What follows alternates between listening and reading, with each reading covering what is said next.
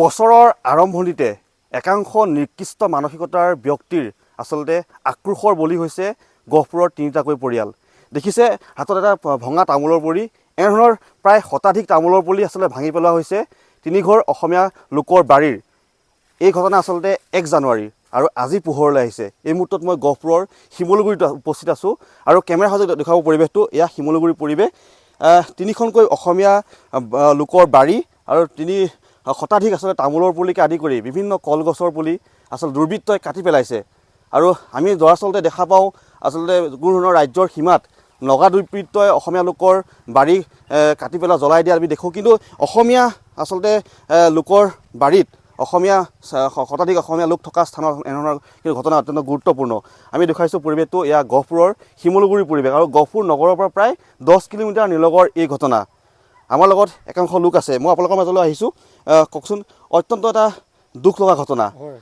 একাংশ নিকৃষ্ট মানসিকতাৰ লোকে আপোনালোকৰ যি বাৰীৰ তামোল গছ আচলতে কাটি পেলাইছে, বিষয়টো কিদৰে চাইছে? এই বিষয়টো মানে এতিয়া তেওঁলোক যিখিনি যুৱকেই হওক বা যিখিনি দুৰ্বৃত্ত, সেই দুৰ্বৃত্তসকলৰ মানসিক জ্ঞান বোলা বস্তুটো একেবাৰে শূন্য।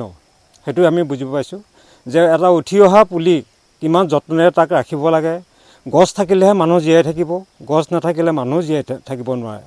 তেওঁলোকৰ সেই জ্ঞানকণ অৱশ্যে একেবাৰে নাই বুলি ভাবিছোঁ। আৰু এতিয়া আমি চৰকাৰকো বা প্ৰশাসন বিষয়াক আমি জনাব বিচাৰোঁ, আমি ইতিমধ্যে থানাত গৈ আমি এজাহাৰ প্ৰদান কৰিমগৈ। আৰু এই বিষয়টো পূৰ্বতে এনেকুৱা ঘটনা হৈছে নেকি? পূৰ্বতে মোৰ ককাই ভাইৰ ভিতৰত হৈছিলে, মোৰ বাৰীত সোমোৱা নাছিলে। মোৰ বাৰীত এইবাৰ প্ৰথম। মোৰ ভতিজা আছে, ভতিজা চাহ বাগিচা আছিলে, ক্ষুদ্ৰ চাহ বাগিচা। তাতো যথেষ্টখিনি যোৱা বছৰ তামোল পুলি কাটিছিলে আৰু এই বছৰ তেওঁ 40টামান পুলি ভাঙি পেলাইছে। আৰু মোৰ দাদা আছে, দাদাৰো মানে যোৱা বছৰতে 2-এটা কাটিছিলে, ইমান গাত লগা নাছিলে।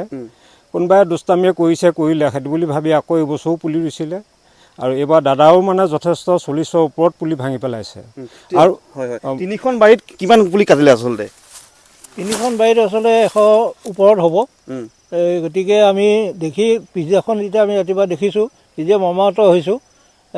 এনেকুৱা নিকৃষ্ট, এনেকুৱা দুৰ্বৃত্ত আমি আগতে দেখা নাই। গতিকে এইখিনিৰ পৰা আমি নিবাৰণ পাবলৈ আমি চৰকাৰকো আহ্বান জনাইছোঁ, প্ৰশাসনক আহ্বান জনাইছোঁ। তেওঁলোকে নিশ্চয় ইয়াৰ ব্যৱস্থাপনা ল'ব বুলি ভাবিছোঁ। এই জেগাটো কিন্তু কোনো সীমান্ত জেগা নহয়। আমি দেখিছোঁ নগা দুৰ্বৃত্ত আমি কথা শুনিছোঁ বা দেখিছোঁ, কিন্তু ইয়াৰ কোনো সীমান্ত নহয়। কিন্তু এই দুৰ্গা সন্দেহ কৰিছে নেকি? তেনেকুৱা সন্দেহ নাই। ইয়াত আমাৰ বিভিন্ন লোক আছে, মজদুৰ মানুহ আছে, বড়ো মানুহ আছে, আমাৰ অসমীয়া মানুহ আছে। এতিয়া কেনেধৰণৰ মানুহে এই সন্ত্ৰাসটো কৰিছে আমি আচলতে ধৰিব নোৱাৰাৰ কাৰণে আজি আমি দুখিত হৈ আছোঁ। মনত দুখ বেজাৰে ভৰি আছে। কাৰণ এটা পুলি যেতিয়া হৈছে, হওঁতে আমাক কিমান যতন কৰিছিলোঁ সেইটো আমি যিসকলে কৰিছে তেখেতসকলে জানিব। গতিকে আমি অনুৰোধ জনাম, প্ৰশাসনকো অনুৰোধ জনাম, চৰকাৰক অনুৰোধ জনাম, ইয়াৰ এটা সুব্যৱস্থা কৰি দিব। আৰু আছে, মই আপোনাৰ ওচৰলৈ আহিছোঁ। এজন খেতিয়কৰ যি বাৰীৰ তামোল গছজোপা কিমান কষ্টৰে ডাঙৰ দীঘল কৰে সেয়া খেতিয়কে বুজি পায়। কিন্তু কি ক'ব, বিষয়টো কিদৰে চাইছে আপোনালোকে? তাকেতো এজন খেতিয়কে যিমান কষ্টৰে বুজি পায়, তেওঁ নিজৰ সন্তান যেনেকৈ পোহপালন দি ডাঙৰ দীঘল কৰে, এজোপা গছ পুলি ৰুলেও তেনেকৈ পোহপালন দি ডাঙৰ দীঘল কৰে। কাৰণ এজোপা গছ পুলি ৰুলে শতপুত্ৰ বুলি কয়। বৃক্ষৰ মূলত যদি দিয়ে জল, টিপিটি হৈ তাৰ পতপুষ্প ফল, এইদৰে বুলি ভাগৱততো কোৱা আছে কথাষাৰ। গতিকে সেই গছ পুলিবিলাক কাটি পেলোৱা, সেইখিনি কেনেকুৱা দুৰ্বৃত্ত, কেনেকুৱা অধম হ'ব পাৰিব, সেইখিনি মানে নিকৃষ্ট মানে মানসিকতাৰ মানুহ হ'ব পাৰিব সেইখিনি। গতিকে আমাৰ ইয়াত আগৰ নাছিলে, প্ৰায় আমাৰ ইয়াত বসবাস কৰা 80 বছৰ হৈ গ'ল। 80 বছৰৰ ভিতৰতো আমি দেখা নাছিলোঁ, এই 3 বছৰমানহে দেখিছোঁ। এই বছৰত বেছি সৰহকৈ কৰিছে, কমচে কম 150 মান বা 200 মান পুলি, 100তকৈ অধিক কলগছো কাটিছে তেনেকৈ পেলাই। ধৰক এইজোপা গছত মই কৈছোঁ নহয়, যেনেকৈ নিজৰ পুত্ৰক যিমান মৰম চেনেহ কৰে, এইজোপা গছকো সিমান মৰম চেনেহ কৰে। আমি মৰ্মান্তে দুখিত হৈছোঁ। দুখ পাবলগীয়া ঘটনা। আমাৰ লগত গাঁওৰক্ষী বাহিনী এজন দাদা আছে, মই আপোনাৰ ওচৰলৈ আহিছোঁ। বিষয়টো অত্যন্ত কিন্তু গুৰুত্বপূৰ্ণ।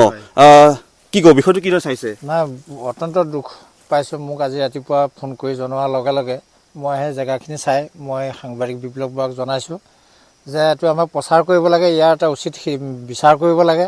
দুষ্কৃতিকাৰে এনেধৰণে যদি আমাক অন্যায় কৰি থাকে, তেনেহ'লে আমি কেনেদৰে চলিম? যি সময়ত আমাৰ যুৱ উশৃংখলতা হৈছে, যি সময়ত আমি বিভিন্ন ধৰণে যুৱসকলক আমি চিন্তা কৰিছোঁ উন্নতিৰ কাৰণে। সেই সময়তে যদি আমাৰ যুৱ প্ৰজন্মৰ যিখিনি আমাক আৰ্থিকভাৱে স্বাৱলম্বন হ'বৰ কাৰণে যিখিনি কৃষি কাৰ্য জড়িত হৈ আছে, সেইখিনি আমাৰ যথেষ্ট আমাৰ শংকাৰ সৃষ্টি হৈছে। আমি শংকিত হৈছোঁ। গতিকে আমি প্ৰশাসনক জনাবলৈ কৈছোঁ, থানাত এজাহাৰ দিয়ক তেওঁলোকে, যাতে আমাৰ দুষ্কৃতিকাৰীসকল আমাৰ এই ঠাইৰ পৰা আমাৰ অসমৰ পৰা আমাৰ নিৰ্মূল হ'ব লাগে। অত্যন্ত গুৰুত্বপূৰ্ণ আমি দেখুৱাম। এয়া চাওক, শতাধিক এনেধৰণৰ তামোলৰ পুলি অত্যন্ত কষ্টৰে এজন খেতিয়কে আচলতে তামোলৰ পুলি সৰুৰ পৰা ডাঙৰ দীঘল কৰে।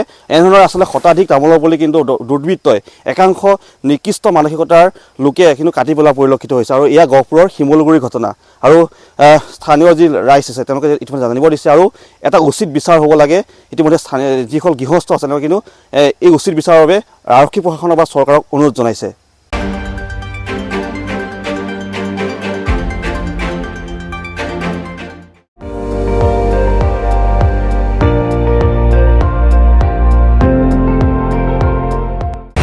আপুনি চাই আছে ND24, সৰ্বশ্ৰেষ্ঠ নহয় সৰ্বোত্তমৰ দৌৰত।